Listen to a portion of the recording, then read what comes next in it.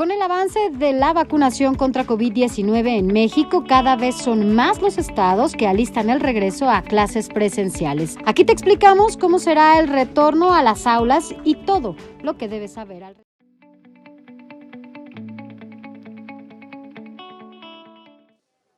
En México la educación es un derecho humano consagrado en la Constitución, pero la pandemia ha puesto en evidencia las enormes diferencias socioeconómicas que coexisten entre los mexicanos. Andrea Sosa Cabrios es periodista en México. Andrea, en primer lugar, ¿cómo reciben en estos momentos los niños y los jóvenes la educación? En México, desde marzo, están suspendidas las clases presenciales en las escuelas y los estudiantes están recibiendo clases de vía remota a través de distintos mecanismos que van desde recibir clases a través de Zoom, en el caso de escuelas privadas o de otras plataformas, a recibirlas por televisión.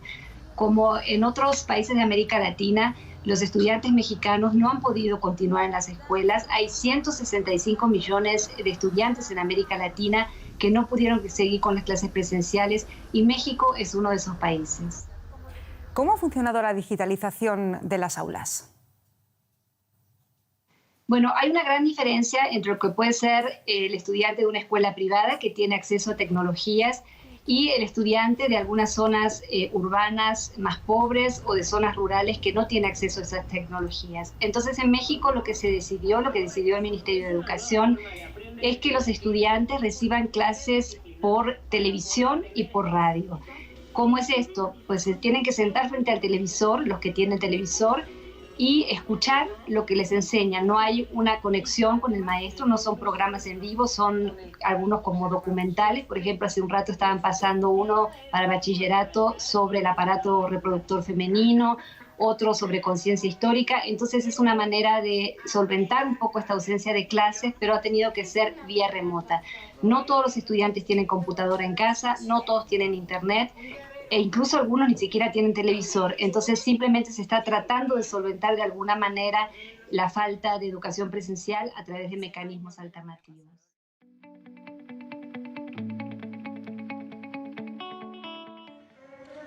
Y finalmente, dos datos ahora que menciona esta propuesta de finalizar la vacunación en el mes de octubre.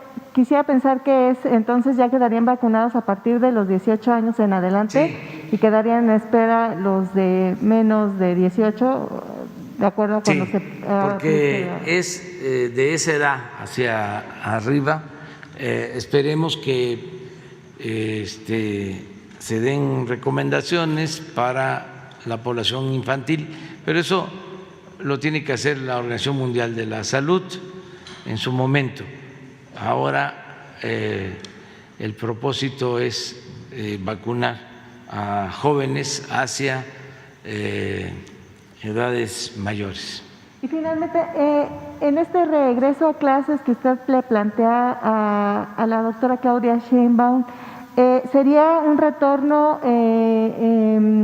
escalonado o sería ya todos los alumnos conforme los grupos se tengan Eso capacidad? lo van a decidir en cada estado. Incluso ayer la maestra Delfina hablaba de que se tomen en cuenta las características específicas de cada escuela, de cada comunidad educativa, y que sea voluntario, que se organicen en cada escuela, que no sea vertical, que no sea una instrucción, que no sea mucho menos una orden, sino que sea parte del acuerdo, del consenso de madres, padres de familia, de maestras, maestros, directivos, tanto de escuelas privadas como de escuelas públicas, ¿no?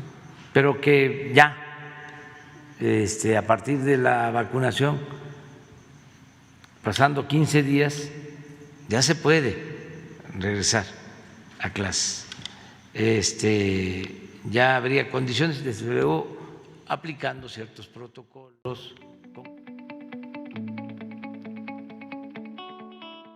La ruta de regreso a clases presenciales del sector educativo público y privado se concluyó como proyecto, el cual se presenta ante el Comité Técnico de Salud COVID-19 para que analice las propuestas y determinar las fechas y condiciones o ajustar dicho proyecto.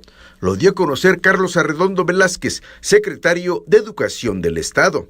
Adelantó que el proyecto que se presenta este jueves ante los integrantes del comité comprende varios lineamientos, como lo son la implementación de los protocolos epidemiológicos, un entrenamiento social, la rehabilitación de escuelas públicas del Estado, la señalética y que la COFEPRIS avale las condiciones físicas de los planteles educativos y también incluye la ventilación de los salones de clases, así como de un retorno paulatino.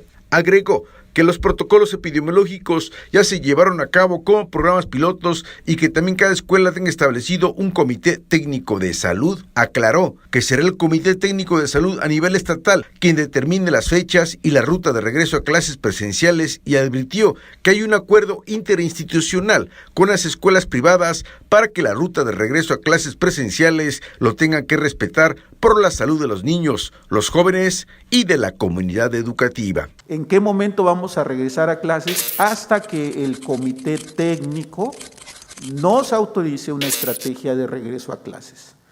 Por consiguiente, si hay alguna institución educativa que esté llamando a un regreso a clases, no está dentro de esta estrategia y, por supuesto, está ante una situación irregular. Imágenes de Francisco Ontiveros, Alejandro Cervantes, Noticias RTQ.